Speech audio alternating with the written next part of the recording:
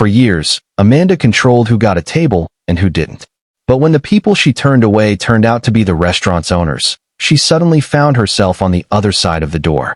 Amanda had worked at Linden & Company, an upscale restaurant in the heart of Beverly Hills, for almost 10 years. She had mastered the art of creating the right atmosphere. The regulars were rich, well-connected, and in her eyes, refined. She took pride in maintaining that standard, quietly screening every customer with her own set of unspoken rules. It wasn't really about dress codes or reservations. It was about knowing who belonged. That afternoon, the restaurant was calm between lunch and dinner. A few tables were still occupied, executives with loosened ties, women in designer dresses sipping their third glass of wine and talking about their next vacation. Everything felt perfect, controlled, exactly how Amanda liked it. Then the door opened. She looked up automatically, scanning the new arrivals. A black couple stepped inside, the man in a tailored suit, the woman in a silk blouse. They carried themselves with quiet confidence, but Amanda was already judging. Something about them didn't sit right with her. Then she noticed the two children, a boy around 14 adjusting his tie, and a little girl holding a small handbag that looked expensive but unfamiliar. Amanda's lips pressed into a thin line. She had seen this before, a few black guests here and there, usually invited by someone who fit. But a whole family, walking in on their own? That was unusual. She straightened up, one hand resting on the hostess stand. The family stopped at the entrance, scanning the room with ease, like they'd been there before. Amanda cleared her throat and forced a polite smile. "Can I help you?" The man smiled back, calm and confident. "Yes, we'd like a table for 4. Amanda didn't hesitate. "I'm sorry, we're fully booked." But his face didn't change the way she expected. He didn't frown or look disappointed. He just nodded slightly, glancing around. "That's strange," he said. "There are plenty of empty tables." Amanda's grip on the stand tightened. That wasn't the answer she wanted. Still, she kept her smile.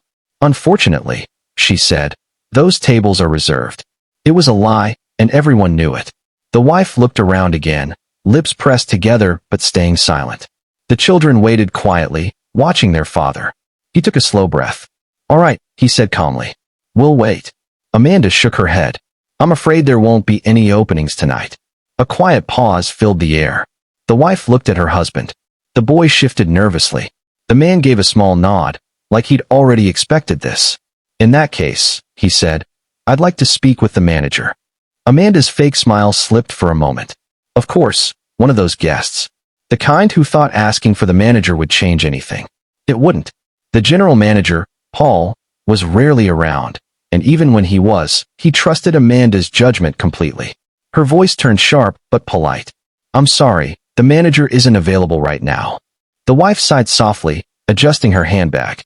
The children stayed quiet, the boy's jaw tightening, the girl glancing up at her father, waiting. The man just smiled. He didn't react. No anger, no frustration, just patience. Amanda hated that. "I see," he finally said. "Then we'll be leaving." He turned slightly, motioning for his family to follow. Amanda almost relaxed, almost. Then the wife spoke. "Are you sure you don't want to call your manager?" Her tone was calm but firm, like a quiet test. Amanda scoffed. "I'm sure." The woman smiled, small and knowing. "All right." They turned and walked toward the exit. The boy didn't look back. The little girl did, just once, before leaving. For Amanda, that should have been the end of it. But it wasn't. She exhaled, trying to shake off the strange tension in the air. She had done her job, keeping the restaurant's exclusivity intact, or so she thought. The doors hadn't even closed when Paul, the general manager, rushed out from the back. His usual slow walk was gone. He looked around quickly until his eyes landed on Amanda. "Where are they?" he demanded. Amanda frowned, confused. "Who?" Paul's voice dropped low, filled with something close to panic. "The family that just walked in. Where are they?" Amanda blinked. "They left." Paul's face went pale. He ran a hand through his hair, muttering to himself, then spun toward the door. Damn it. He yanked it open so hard the host's stand shook. Amanda froze, uneasy. Since when did Paul care this much about a random family? A few customers looked up as Paul ran outside. Through the glass, Amanda could see him scanning the sidewalk. He spotted the family, the man talking softly to his wife, a hand on her back. Paul shouted something, and the man turned. Even from inside, Amanda could see the way Paul's body changed, nervous, apologetic. Amanda's stomach twisted. The wife turned slightly, her face calm. The son stood still. The little girl held her father's sleeve tightly. Then the man nodded once and followed Paul back inside. His wife and children came behind him. Amanda felt a chill run down her spine. The whole room went quiet. Conversations faded. Waiters straightened. Something in the air had shifted. Paul walked beside the man, his voice low and careful. He looked nervous, almost scared. The man stayed calm, steady. He wasn't angry, but his presence filled the room. Amanda forced a laugh. "Paul, what's going on?" Paul didn't answer. He didn't even look at her. Instead, he gestured toward the best table in the restaurant, the private booth near the big windows, the one reserved for VIPs. "Please, Mr. Bennett," Paul said quickly. "Right this way." Amanda froze. Bennett? She knew that name. Everyone did. Leon Bennett, one of the most successful businessmen in the country. A billionaire who built his empire from nothing. He owned several luxury brands, and the entire Linden and Company restaurant chain. Amanda's heart sank. This wasn't just a wealthy family trying to eat at an exclusive place. They owned the restaurant. Amanda's mouth went dry. Leon Bennett's wife, Camille, slid into the booth with effortless grace. Their son sat beside her, stiff and silent. The daughter, the one Amanda had barely noticed earlier, climbed into her seat, resting her chin on her hands, quietly watching. Leon sat last, calm, steady, completely in control. Paul wiped the sweat from his forehead. "Mr. Bennett, I am so." Leon raised a hand, stopping him without a word. Then he turned to Amanda. "What's your name?" Amanda froze. Her heart pounded so loud she could barely breathe. Paul rushed to speak. "This is Amanda, one of our—" "I'm asking her," Leon said firmly. Amanda swallowed hard. "Amanda," she whispered. Leon looked at her for a long moment. Not angry, not cruel, just studying her. Then he asked, "Tell me, Amanda, what made you turn my family away?" The question hit her like a punch. The air in the room grew heavy. Paul flinched. A nearby table went silent. Amanda could feel people watching her from every corner. She opened her mouth, but no words came out. What could she say? That she didn't think they belonged? That she judged them the second they walked in? She couldn't admit that, not out loud. So she said nothing. The silence stretched until Leon leaned back. His face stayed calm, but his voice cut like glass. "We invest in excellence, in service, quality, and people." Amanda's chest tightened. "Clearly," he said, "we need to rethink who represents our brand." The words hit her hard. For years, she had decided who got in and who didn't. And now, she was the one being judged, the one who didn't belong. But Leon wasn't finished. The whole restaurant had gone quiet. Paul stood frozen, too scared to speak. The staff pretended to work, but Amanda could feel them listening. Her mouth was dry. She wanted to apologize, to say something, but before she could, Camille spoke. "Is this how you treat all your guests, Amanda?" Her voice wasn't loud or angry, just calm, controlled, and disappointed. Amanda felt her face go pale. And no eye. But Camille turned to Paul. "Tell me, Paul," she said evenly. "Is this the kind of service Linden and Company is known for?" Paul looked terrified. "Absolutely not, Mrs. Bennett.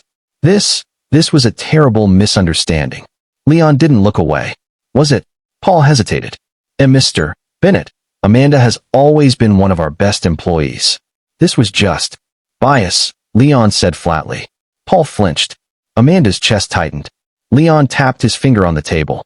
"She didn't think we belonged here. That's not a misunderstanding. That's a choice she made the second we walked in." The words burned, because he was right.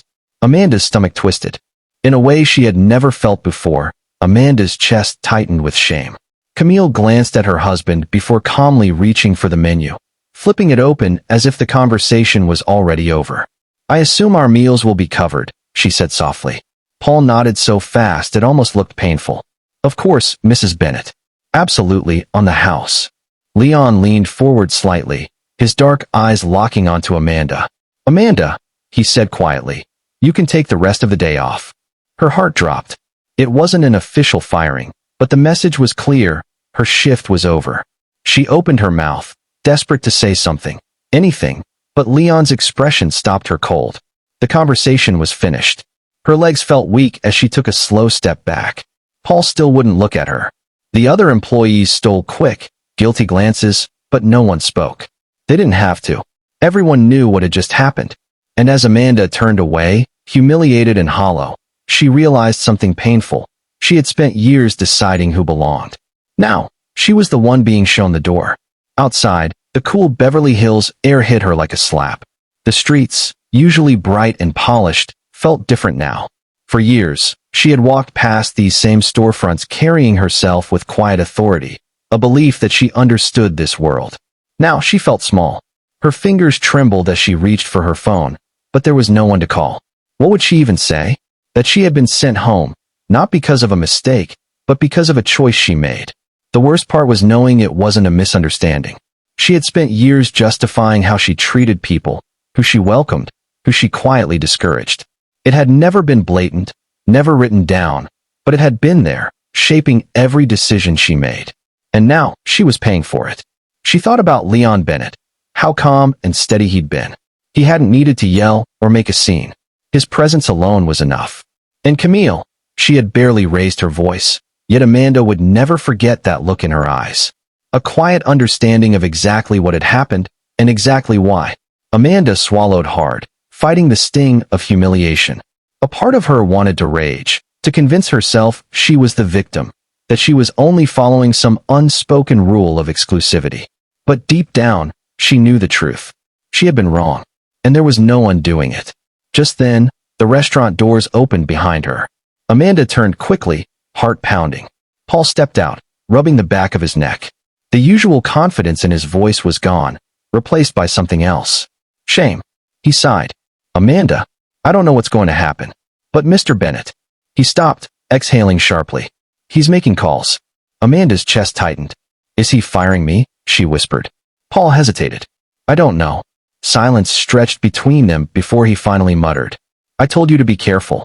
Amanda flinched, not because he was scolding her, but because she knew he was right. Paul gave her one last look before turning back inside. Amanda stood frozen on the sidewalk, realizing her entire world had just changed, and the worst part was, she had done it to herself.